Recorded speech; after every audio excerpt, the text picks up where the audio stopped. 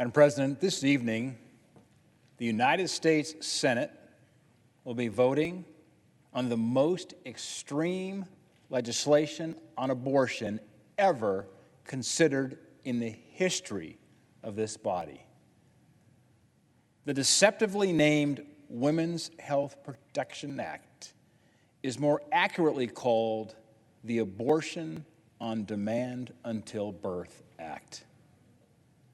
It's no wonder it's being held on a Monday. We call these the flyback votes.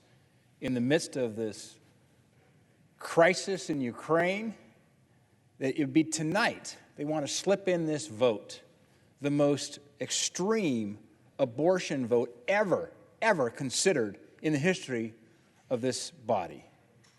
This bill would force every single state to be a late-term abortion state.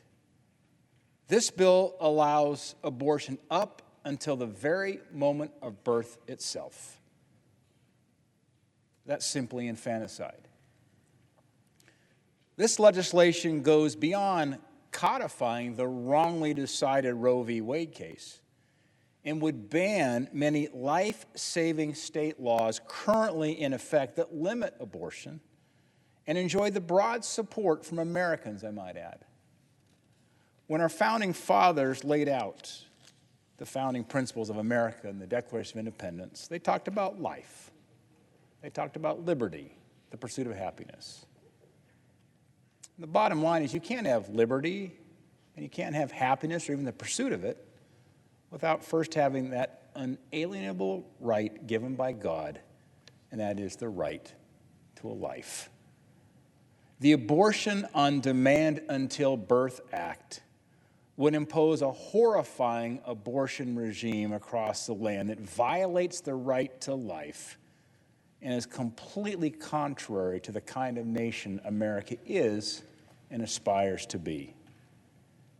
In this bill's America, every state, despite the voices of its own citizens, would become New York or California, where abortion is celebrated and unborn children are denied the most basic human rights.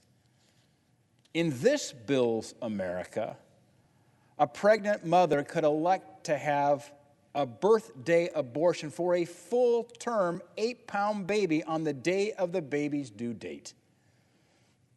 In this bill's America, late-term abortions could be committed on demand through brutal dismemberment procedures in which the unborn child bleeds and feels excruciating pain as she dies from being pulled apart limb from limb. In this bill's America, an unborn baby could be cruelly targeted for abortion because the parents learned she was a girl or that she might have Down syndrome. In this bill's America, parents would not know or have any say over whether their young daughter has a life-altering abortion. In this bill's America, vulnerable women and girls could receive dangerous, do-it-yourself, chemical abortion drugs by mail without ever seeing a doctor in person. In this bill's America, pregnant mothers would be denied the opportunity to see ultrasounds of their babies.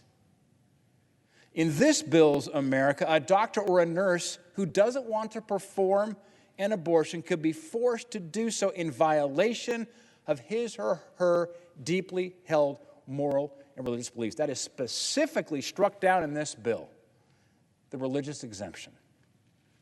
In this bill's America, we would be only one of 7 countries, including brutal regimes like North Korea and China that allow abortion on demand after 5 months of pregnancy.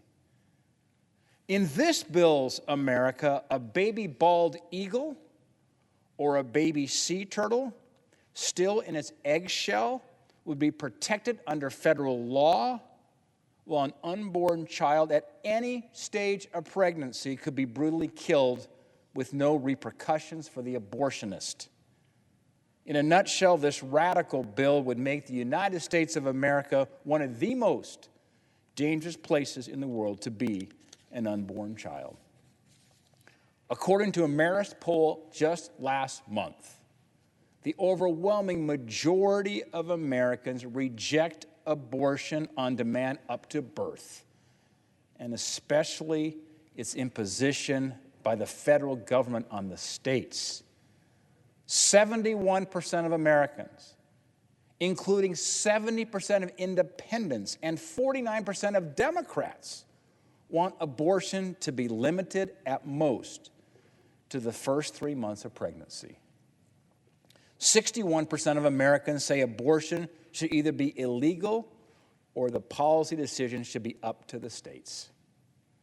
Rather than listen to the American people who don't want late-term abortion or a federal abortion mandate, the Abortion on Demand Until Birth Act would enshrine in federal law the most far-reaching goals of the predatory abortion industry. We're just a few weeks or months away from a pivotal point in our nation's history. I pray in the Dobbs, Mississippi late-term abortion case, we will see the Supreme Court right a historic injustice and overturn Roe v. Wade. This would return the power to protect unborn children to the people's representatives at the state and the federal levels, to modernize our laws, to catch up with great advances in science, technology, and medicine that indisputably show the humanity of a child in the womb. I would challenge anybody listening to these remarks tonight to take their smartphone and Google 15-week baby or 20-week baby. Just put in 15-week baby and press on images and look at that image. Instead, the Abortion on Demand Until Birth Act ignores the science entirely and would erase unborn children and even the most modest protections for the right to life from the laws of every single state. It's completely indefensible, it's extreme, it's an egregious violation of the most fundamental of all human rights, and that is the right to life. I pray and I urge that my colleagues reject this horrific, barbaric, extreme legislation the Senate will vote on here in the next couple hours and take a stand for defending the most vulnerable among us. I yield the floor.